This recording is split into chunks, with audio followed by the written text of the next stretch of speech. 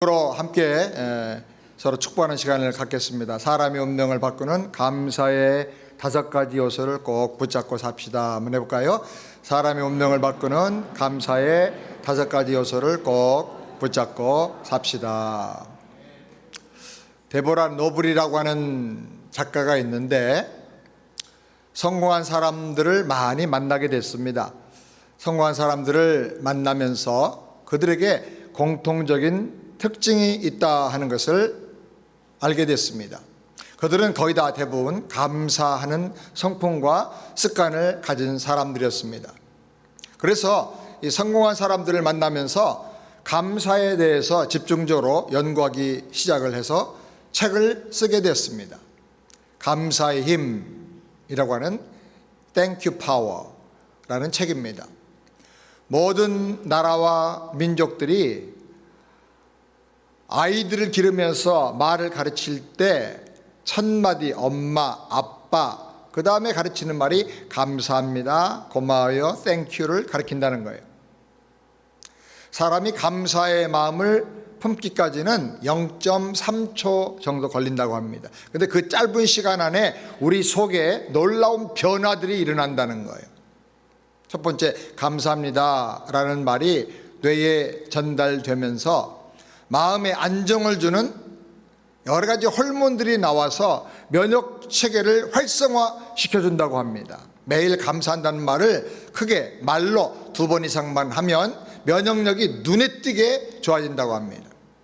두 번째로, 감사할 때와 웃을 때 우리 몸에서 엔돌핀이 제일 많이 생성되어 나온다는 거예요. 그래서 행복하게 되고 건강하게 되고 고통, 걱정, 근심을 잊어버리게 되는 것입니다. 세 번째로, 감사할 때 몸 근육이 부드러워지고 이완되고 또 체온은 마음이 안정되면서 점점 올라가게 된다는 것입니다. 네 번째로, 감사할 때 인격적인 관계가 긍정적으로 변해서 여기저기에서 협력하고 챙겨주는 좋은 결과들이 나타난다고 합니다.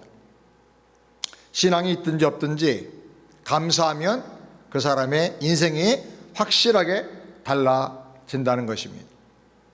사랑하는 여러분, 지난날 한번 돌아보십시다. 감사한 일들이 얼마나 많은지 몰라요. 모니터를 좀 더 주세요. 무엇보다도 신자는 나를 구원하고 지켜주시고 동행해 주신 하나님께 가장 큰 감사를 드려야 될 줄 믿습니다. 그래, 우리 주변을 돌아볼 때 나를 위해서 기도해 주신 분, 도와주신 분, 격려하고 위로해 주신 분, 따뜻한 말로 또 터치하면서 손을 잡아 주신 분들이 참 많아요. 감사의 말을 전하는 연말이 되고 감사절이 되기를 우리 주님의 이름으로 축원합니다. 부부간에도 당신이 옆에 있어서 너무 감사합니다. 혹시 나중에 후회할지라도 당신 다시 태어나도 당신과 결혼하겠습니다. 그렇게 존재를 감사할 수 있게 되기를 바랍니다. 감사는 항상 좋고 귀한 열매를 우리에게 맺게 해줍니다.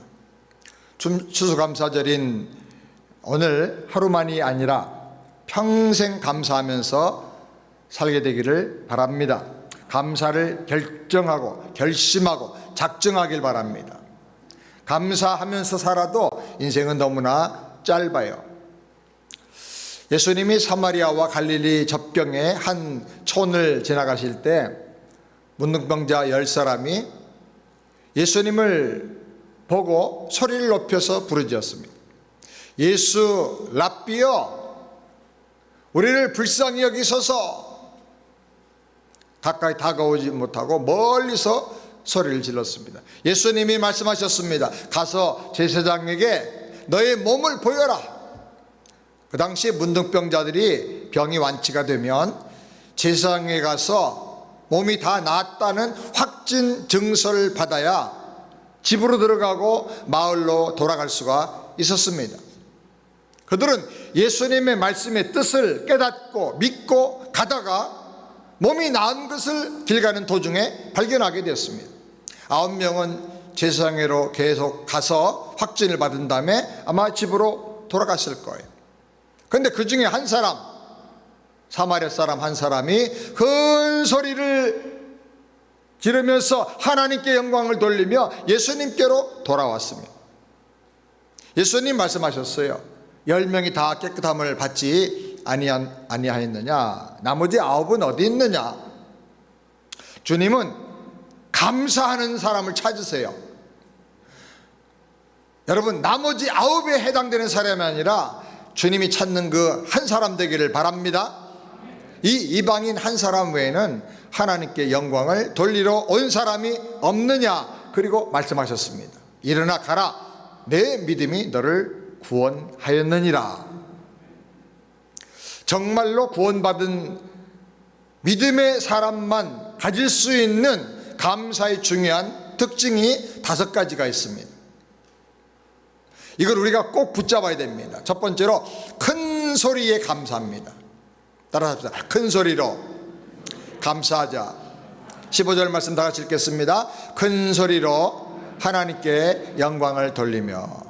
큰 소리로 하나님께 영광 돌렸다 뜻이 뭡니까? 공개적으로 감사했다 그 말이에요. 파격적으로 감사했다 그 말이에요.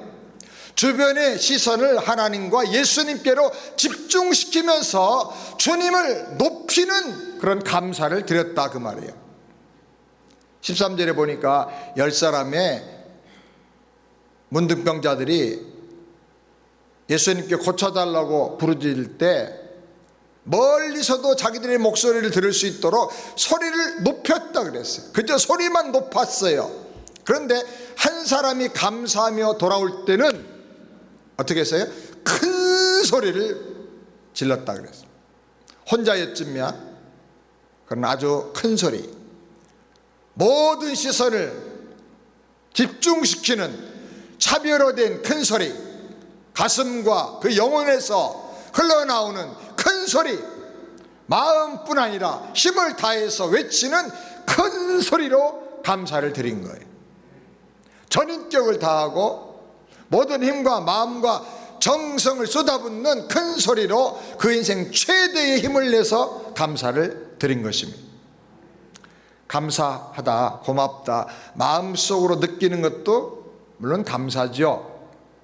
그러나 그런 감사보다는 표현될 때, 선포될 때, 많은 사람 가운데 하나님을 높이고 차별화할 때 이 감사의 놀라운 위력이 나타나는 거예요. 마음의 감사가 입으로 터져나오게 되기를 우리 주님의 이름으로 축원합니다. 이 문둥병자는 인생 최대의 감사를 통해서 그동안의 정신적이고 영적인 상처를 다 치유하고 자유를 얻게 되었습니다. 대충 하는 감사가 아닙니다. 적당히 마음으로만 느끼는 감사가 아니라 힘을 다해서, 최선을 다해서 파격적으로 내 인생 최대의 감사를 드리는 우리 모두가 되기를 주님의 이름으로 축원합니다. 두 번째로 주님께 돌아온 감사입니다. 15절 말씀 다 같이 함께 읽겠습니다. 하나님께 영광을 돌리며 돌아왔다 그랬어요. 어디로? 주님께로. 감사는 받은 은혜를 헤아릴 뿐 아니라 은혜 받은 그 감격의 자리로 다시 돌아가는 거예요. 은혜 받았던 그 감격과 능력과 그 은혜의 상황을 다시 영적으로 재현하는 것이 바로 감사예요. 감사는 은혜 위에 은혜로 누려지게 하고 인생을 변화되게 하는 놀라운 축복의 열쇠예요. 감사는 주님께로 가까이 가는 거예요. 전에는 멀리서 주님 우리를 불쌍히 여겨주세요 했어요. 그 주님의 음성을 듣고 제사장회로 갔어요. 그런데 이제는 주님 앞에 나와서 가까이서 그 발 앞에 엎드려서 무릎을 꿇고 감사하는 거예요. 감사는 나를 주님께 가까이 다가가게 해줘요. 시편에 보니까 감사함으로 그 문에 들어가고 찬양함으로 그 궁정에 들어가라 그랬어요. 하나님이 다스리는 그 왕궁에 아주 최고 친밀한 사람만 가까이 들어갈 수 있는 그 마지막 문은 감사할 때, 찬양할 때만 열리는 거예요. 우리가 감사할 때 주님과 굉장히 친밀해집니다. 감사할 때 은혜의 문이 열리는 거예요. 감사할 때 그 임재 속에 들어가는 거예요. 우리 기도가 잘 안 될 때 있어요. 그러면 회개하든지 아니면 감사하든지 해야 돼요. 감사하면 거의 대부분 주님의 임재를 느낄 만큼 기도가 확 열려버려요.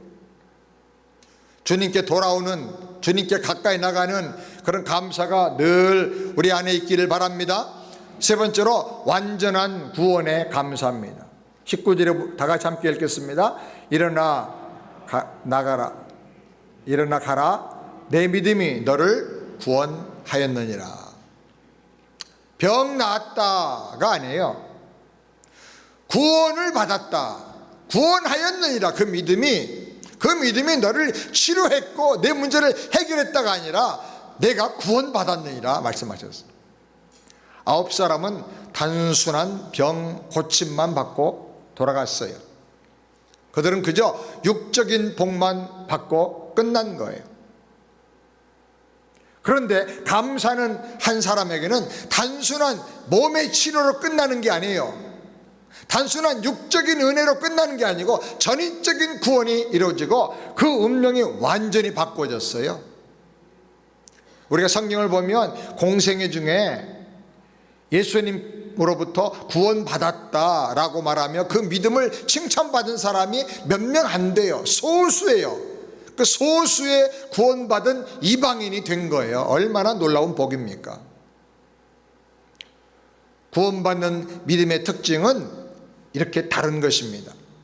구원받은 믿음은 감사가 확실한 증거로 나타나요. 거듭났다면 감사가 있어야 돼요. 사람이 문제가 있어서 부르짖는 중에 병이 낫고 물질의 복도 받고 문제가 해결될 수도 있어요. 그런데 구원받아야만 하나님의 은혜를 보고 감사한 것을 보고 깨닫는 영적인 눈이 열리는 거예요. 그래서 감사가 거듭난 특징이에요. 감사가 구원받은 믿음의 특징이에요. 구원 먼저 받아서 감사하는지 아니면 감사하는 믿음으로 구원받는지 이거 잘 구분이 안 돼요. 그런데 분명한 것은 구원받고 참 믿음으로 거듭나 하나님의 영이 그 안에 임하면 이상하게 감사가 계속 터져 나온다는 거예요. 감사함으로 구원받는 거예요. 구원받아서 감사하는 거예요. 아멘. 하나님의 자녀라면, 구원받은 사람이라고 하면 가장 중요한 인생의 특징이 감사함으로 살아간다는 것입니다. 속상한 일, 짜증나는 일, 안 되는 일, 걱정스러운 일만 카운트하지 마시고 감사하는 일을 세고 감사한 일을 확대하며 살게 되기를 주님의 이름으로 축원합니다. 네 번째로 은혜 받은 자의 겸손함입니다. 16절 다 같이 함께 읽겠습니다. 예수의 발 앞에 엎드려 살해하니. 감사하는 사람의 인격적인 특징은 뭐냐? 겸손함이에요. 감사하는 사람은 이 모든 게 내가 한 게 아니고 다 하나님의 은혜입니다 라고 고백하는 겸손한 엎드리는 그 자세가 있어요. 그래서 감사는 그 자체가 겸손해요. 감사가 없는 이유는 그 사람이 교만하기 때문에 그래요. 18절 말씀을 우리가 다 같이 함께 보겠습니다. 이 이방인 외에는 하나님께 영광을 돌리러 온 자가 없느냐. 이 한 사람 외에는 9명이 다 유대인이었어요. 이 한 사람만 이방인이라고 말한 걸 보면 나머지 9명은 다 유대인이라는 거죠. 그런데 왜 그들은 감사가 없습니까? 왜 그냥 돌아갔습니까? 자기 잘난 신분 때문에.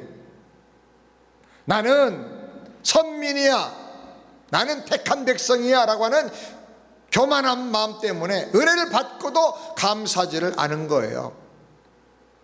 그들은 몸에는 문둥병이 걸렸지만은 영혼과 마음에는 교만의 병이 걸렸어요.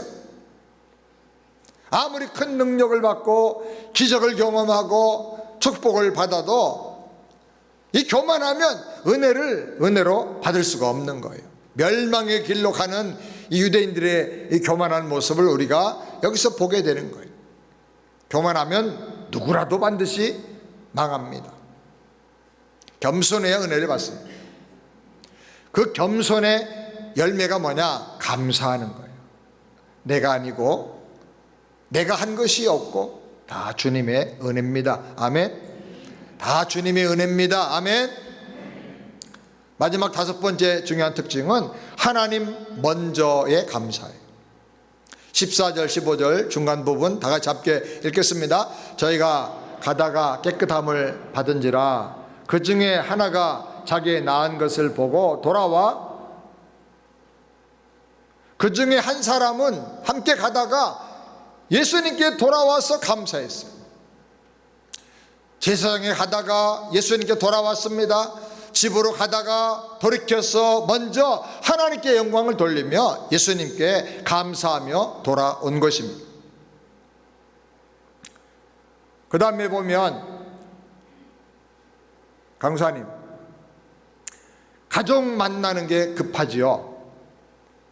제사장에게 몸을 보여주고 건강해졌다 하고는 확진 증서를 받는 게 급하지요. 물론 문둥병 걸려서 함께 고생했던 그 사람들과 함께 같이 가는 거 중요하지요. 사람들에게 자기 나은 몸을 보여주고 무시당하던 상처를 털어내고 마을로 들어가서 정상적인 생활을 하는 거 얼마나 중요한 일이겠어요. 그러나 그 모든 것보다 먼저 예수님께 돌아와서 하나님께 영광을 돌렸다는 거예요. 제일 먼저 가장 우선적으로 한 일이 뭐냐? 예수님께 감사하며 하나님께 영광을 돌린 거예요. 아멘입니까? 이 모든 것보다 주님께 감사하는 일이 중요하고 하나님께 영광 돌리는 것이 가장 우선적이고 먼저 해야 될 일이라 하는 거예요. 이게 구원받은 사람이 갖고 있는 믿음의 감사예요. 구원받은 사람이 갖고 있는 삶의 정신과 태도인 거예요. 이런 감사를 다시 배우고 우리 삶에 가다듬는 시간이 바로 추수감사주일이에요.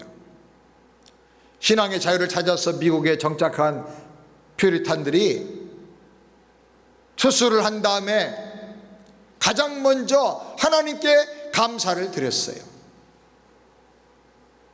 그들은 제일 먼저 교회당을 세우고 감사했어요.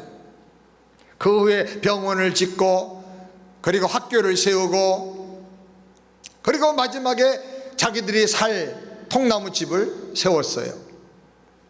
그 감사에서 그들이 결정한 것은 먼저 하나님께 감사하자. 먼저 하나님 은혜에 감사하며 영광을 돌리자.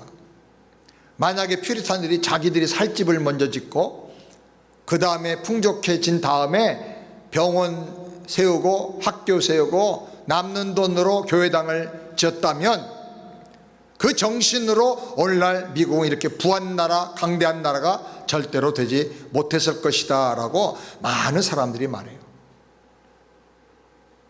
나라가 독립하고 세워졌을 때 워싱턴 초대 대통령이 국경일로 지키게 한 것이 뭡니까? 추수감사절이에요. 링컨 대통령 때 11월 넷째 주일을 국가의 공식 기념일로 정해서 지키기 시작을 했어요. 1939년 루즈벨트 대통령 때 11월 넷째 주 목요일 날 추수감사절로 지키기로 제정을 한 거예요.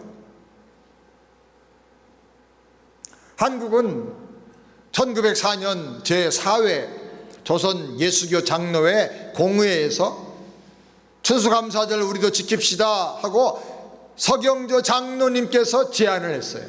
총회 참석했던 총대 장로님이 제안했어요. 그래서 미국 선교사님들이 처음으로 한국 땅에 입국한 날을 기념해서 11월 셋째 주 수요일을 추수감사절로 정해서 지켰어요. 그러다 나중에 다시 주일로 지정을 해서 11월 셋째 주일에 추수감사절로 한국교회가 지키게 된 것입니다. 우리의 감사가 추수감사절만 쏟아져 나오는 감사가 아니라 평생의 감사가 되길 바랍니다. 파격적인 감사가 되길 바랍니다. 하나님 먼저의 감사가 되길 바랍니다. 그리고 오늘 이 말씀 이후에 20절을 보면 하나님의 나라는 여기 있다 저기 있다 할 것이 아니고 너희 안에 있느니라 그랬어요. 내 안에 임한 하나님의 나라의 특징이 뭐냐? 감사하는 거예요. 감사함으로 말미암아 여러분 안에 하나님의 나라가 날마다 누려지고 확장되기를 우리 주님의 이름으로 축원합니다. 금년에 아주 여러분 일생의 최대 감사를 드려보세요. 저도 말씀을 준비하고 코로나로 1년을 지나오면서 지난 날들을 쭉 묵상하고 생각할 때 정말 너무나 놀라운 하나님의 은혜가 우리 가운데 있었구나. 우리 교회를 하나님께서 지켜주시고 성도들을 지켜주셨구나. 그래서 갑절의 감사를 하기로 결심을 했어요. 여러분, 갑절의 감사를 통해서 우리 인생이 변화되고 하나님께 영광을 돌리게 되기를 주님의 이름으로 축원합니다. 기도하겠습니다. 하나님 아버지, 사람의 운명을 바꾸는 감사의 이 5가지 요소 우리가 꼭 붙잡고 큰 소리로 파격적으로 모든 영광 주님께 돌리며 모든 사람의 시선을 하나님께 집중시키는 감사의 생활을 하게 하여 주시옵소서. 주님께 돌아오고 주님께 가까이 나가는 감사 생활을 하게 하여 주시옵시고 완전한 구원을 누리면서 기뻐 감사하게 하여 주시고 겸손하게 무릎을 꿇고 이 모든 게 다 내 능력과 수고가 아니라 하나님의 은혜였습니다라고 고백하는 감사가 있게 하여 주옵소서. 이 모든 것보다 가장 먼저 하나님께 영광 돌리고 하나님께 감사하는 최우선의 감사가 될 수 있도록, 그래서 그 감사로 말미암아 관계가 다 회복이 되고 우리 주변의 모든 어려운 문제들이 다 해결되고 약한 나의 몸도 건강하게 되고 하나님이 기뻐하시는 복된 인생 믿음의 삶을 풍성하게 살아갈 수 있도록 두 손 들어 축복하여 주시옵소서. 예수님의 이름으로 기도드리옵나이다. 아멘.